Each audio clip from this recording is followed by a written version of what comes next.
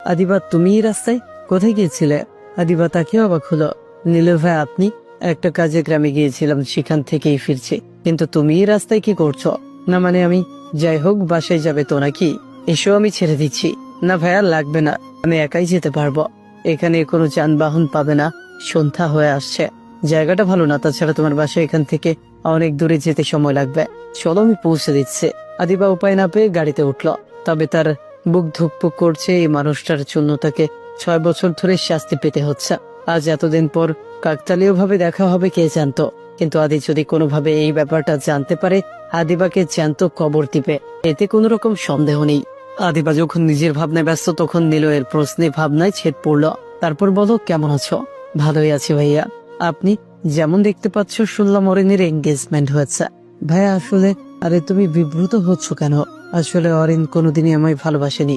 অনেক তো বোঝানোর চেষ্টা করলাম, কিন্তু ও বোঝেনি, তাই আর বিরক্ত করিনি। ওকে পাওয়ার আশা অনেক আগেই ছেড়ে দিয়েছি। তারপরেও খোঁজ তো রেখেছেন এত বছর পরেও। কি করব বলো, তোমার ভালোবাসা তো মিথ্যা ছিল না। অরিনকে আমি ছোটবেলা থেকেই ভালোবাসি। ভাইয়া, আপনি যদি আপুর সাথে একবার কথা বলতেন। এখন আর কথা বলে কি হবে? যা হওয়ার তা তো হয়েই গেছে। বিয়ে করছে, সুখী হোক, সেটাই চাই। যাই হোক, ছাড়ো এইসব, তোমার কথা বলো। কি করছো এখন? অনার্স কমপ্লিট হয়ে গিয়েছে, তাই না? ভাইয়া, আমি মাধ্যমিকের পরে আর পড়াশোনা করিনি। মানে কি বলছো সব? খুব অবাক হয়ে বলল। প্রশ্নটায় আদিবা বিব্রত হচ্ছে বুঝতে পেরে নিল। প্রসঙ্গ বদলে বলল, তা বিয়ে কবে করছো? অরণ্যের পরিবার তো তোমার পালা। দিন কিভাবে চলেছে, তাই না? দেখতে দেখতে বড় হয়ে গেলে। নিলয়ের কথায় আদিবা হাসলো। গাড়ি এসে থামলো রাস্তার মোড়ে।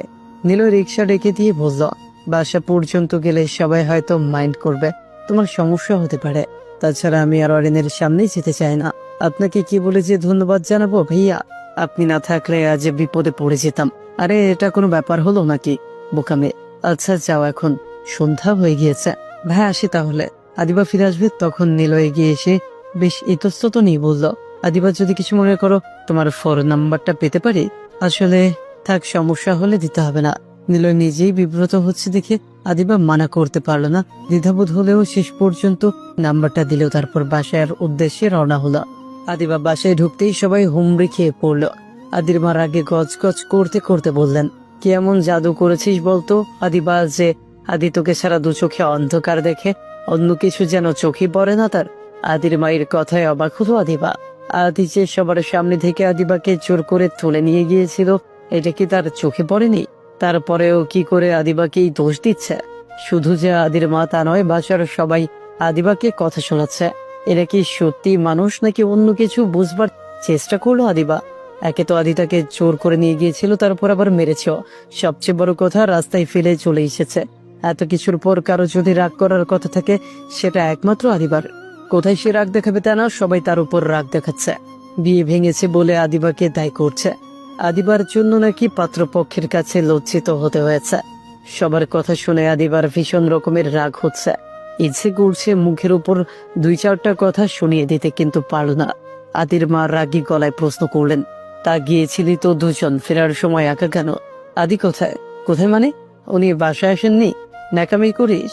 তোকে যে 1 মিনিট চোখের আড়াল করে না, সে তোকে রেখে একা ফিরে আসবে এটা বিশ্বাস করতে বলছিস? সত্যি করে বল, কোথায় গিয়েছিলি তোরা? কি অঘটন ঘটিয়েছিস? তোদের জানে ছেলেটাকে একা পেয়ে কিভাবে মাথা চিবিয়েছিস? আদিবার চুপ থাকতে পারলো না। কাকিমুনি, তুমি এমন ভাবে বলছো যেন আমি ভাইয়াকে নিয়ে ঘুরতে গিয়েছিলাম। উনি যে জোর করে আমায় নিয়ে গিয়েছিলেন, সেটা যেন তোমরা কেউ দেখতেই পাওনি। উনি আমাকে যেভাবে নিয়ে গিয়েছিলেন ঠিক সেভাবেই রাস্তায় ফেলে রেখে চলে এসেছেন। তোমরা আমাকে যতটা নীচ ভাবছো, আমি এতটা